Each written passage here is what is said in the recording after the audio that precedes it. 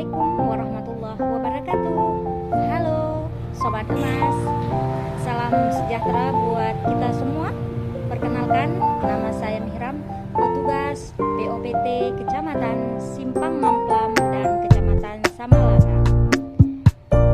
Baik, pada kesempatan pagi hari yang berbahagia ini, kami akan melakukan BIMTEK atau bimbingan pembuatan biosaka di kelompok tani Tuhabat Tani Desa Blangkemule, Kecamatan Simpang Mamplam, Kabupaten Biru.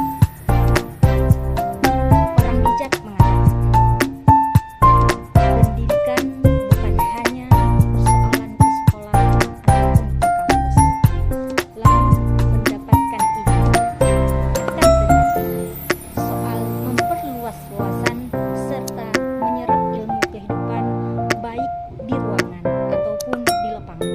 Baik, pada kesempatan pagi hari yang berbahagia ini, mari kita ikuti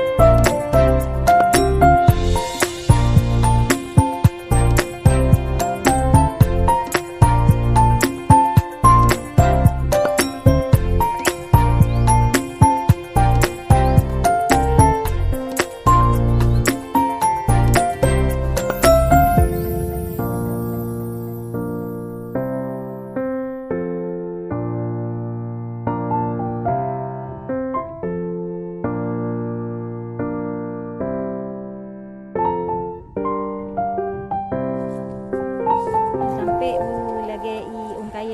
lagi biasa